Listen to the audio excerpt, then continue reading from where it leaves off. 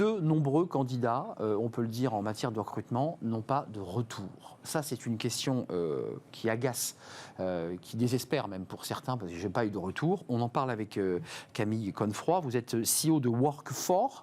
Exactement. C'est Work4 ou Work4 Work4. En Work4. Ouais. Pourquoi Work4 ? Alors, pourquoi Work4 ? C'est une super question. Je ne sais pas exactement, en réalité. Non, c'est un jeu de mots, Work4. Travailler pour, c'est de l'anglais. En fait, on est une société à la base américaine, créée à San Francisco, et français depuis quelques années quand même. Mais donc, il y a des Français qui nous disent Work4, et on leur dit non, c'est Work4. Moi, j'ai commencé le lancement, vous l'avez peut-être manqué, mais en disant Work4, je l'ai francisé. Work4 ou Work4, spécialiste du sourcing. C'est quoi la philosophie ? C'est quoi l'idée ? C'est que vous vous êtes rendu compte d'une difficulté finalement dans le sourcing ? Alors, en fait, on s'est rendu compte de différentes choses. Premièrement, on a une technologie de recrutement qui s'est spécialisée dans le recrutement des métiers peu et moyennement qualifiés, qu'on appelle désormais les métiers essentiels. Et pourquoi ça ? Tout simplement parce que j'imagine que peut-être que vous avez un profil LinkedIn, je vous ai vu tout à l'heure taguer dessus, parce que vous êtes qualifié. Vous avez, on va dire, un métier de cadre.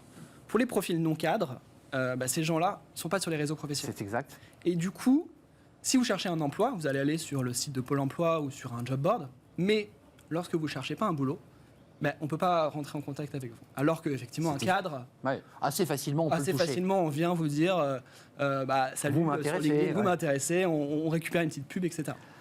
Ces profils donc, essentiels, donc non cadres, on ne peut pas s'adresser à eux. Et on s'est dit, mais comment est-ce qu'on pourrait parler avec ces gens-là ? Et assez simplement, on utilise des technologies qu'ils utilisent au quotidien, notamment les réseaux sociaux. Et donc, ces gens-là qui passent énormément de temps sur les réseaux sociaux, tout le monde passe beaucoup de temps. Tout le monde ? En France, je crois que c'est 1h30 par jour passé sur les réseaux sociaux. Donc, on va utiliser notamment les réseaux sociaux pour proposer des métiers à ces personnes-là, parce que les entreprises ont du mal à entrer en contact avec eux. Alors, il y a 59%, on va voir ce chiffre, il est quand même très important parce qu'il y a une enquête qui a été faite qui était assez riche et assez complète. 59% des candidats déclarent être souvent sans retour des recruteurs au cours de leur processus de recrutement. Là, on vient d'évoquer évidemment la capacité de pouvoir toucher une nouvelle population, des gens qui cherchent un emploi ou pas forcément d'ailleurs, mais qu'on pourrait attirer. Et puis, il y a quand même cette problématique que vous soulevez, qui est le fait que les entreprises sont tellement engorgées de demandes, certaines, c'est qu'en fait, elles ne répondent plus. Alors effectivement, ce qui est assez surprenant sur le marché de l'emploi, c'est qu'il y a vraiment une incompatibilité entre l'offre et la demande. En ce moment, il va y avoir des milliers de personnes qui cherchent du boulot, et en revanche, les entreprises n'ont pas forcément à chercher.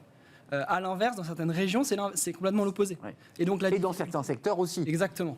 Et donc la difficulté, c'est de pouvoir faire correspondre l'offre et la demande. On s'est rendu compte effectivement que dans certains cas, les entreprises croulaient sous les demandes ou n'avaient pas forcément les outils adaptés à traiter ces candidatures. Bien sûr. Et donc, on ne répond pas.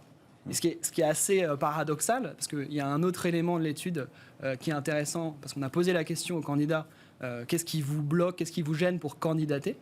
Il y en a, je crois, 45% qui disent que la réputation et les valeurs de l'entreprise, c'est un élément essentiel. Donc en fait, une entreprise qui ne répond pas, elle a forcément en tout cas une réputation qui peut se dégrader, ce qui vient complètement non convaincre les candidats de venir postuler. Work4, qu'est-ce qu'il propose concrètement ? Quel service vous proposez pour accompagner l'entreprise et donc mettre en relation l'offre et la demande ? Parce que c'est tout l'enjeu du travail que vous venez. Quel est le service proposé par Work4 ? Justement, on est une technologie qui va permettre, donc on travaille des grandes entreprises qui ont des forts besoins de recrutement, donc notamment sur ces métiers dont je viens de parler.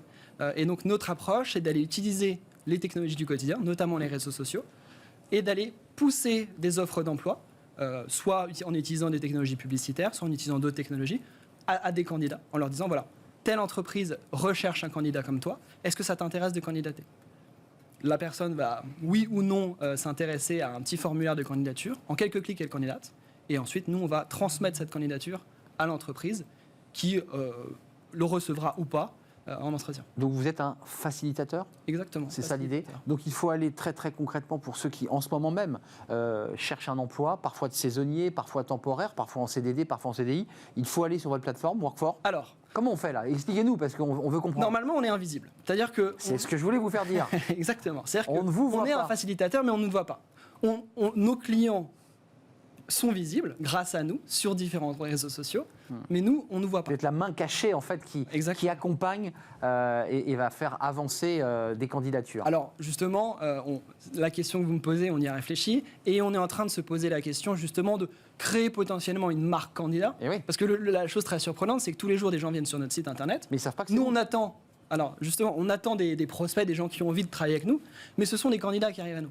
Donc en fait, on est en train de réfléchir, on a dans les tuyaux un petit site internet qui vont permettre aussi aux candidats d'aller chercher des emplois et qui seront effectivement spécialisés sur ces métiers, qui sont les métiers qu'on appelle désormais essentiels, mais qui sont les métiers non cadres. Donc on est bien d'accord, votre cible, ce sont ceux qui ne sont pas forcément chassés sur LinkedIn et qu'on touche facilement. Exactement. C'est ceux qu'on ne peut pas toucher facilement.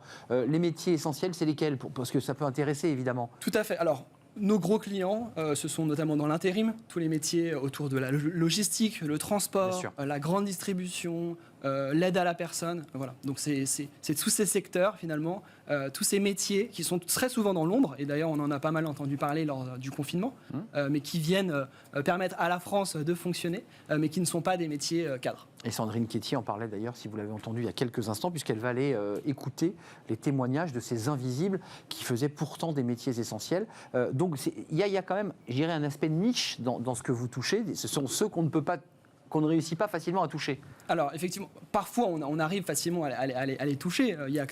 Je donne un exemple, on travaille avec un grand e-commerçant, il a besoin de manutentionnaires, il y a des manutentionnaires qui vont à lui. Cependant, quand on ouvre une usine et qu'on a besoin de recruter 10 000 personnes, Là, c'est différent. on peut en toucher quelques-uns, mais par contre... pas les 10 000. Exactement. Et vous aurez la capacité, Exactement. et vous avez la capacité de travailler sur la masse et sur le volume. Puisqu'on utilise des réseaux sociaux où il y a 75% des Français. Et Workfor qui se demande s'il n'aura pas une plateforme à lui, enfin en tout cas une visibilité, c'est une réflexion que vous menez, puisque c'est vrai que vous n'existez pas aux yeux du grand public et même des experts. Vous êtes un peu les invisibles, vous aussi, mais essentiels. Exactement. Ça sera la baseline. Camille Confroy, merci d'être venu. Vous êtes le CEO de Workfor, qui, vous l'aurez compris, se charge d'un recrutement très ciblé et très particulier en direction de ceux qui sont les moins facilement touchables. Merci d'être venu sur notre plateau pour Fenêtre sur l'emploi. Je remercie évidemment toute l'équipe pour cette belle émission. Fanny Griesmer, bien entendu. Je remercie Pauline Gratel. Je remercie Margot pour l'accueil invité. Mani à la réalisation. Et je remercie Amanda Montero pour le son, évidemment, au son aujourd'hui. C'était Amanda. Voilà pour toute l'équipe. Merci de votre fidélité. Bien entendu, je vous retrouve demain pour de nouvelles aventures. Smart Job. Et puis restez fidèles à tous nos programmes. Ils sont riches et nombreux. Bye bye. À demain.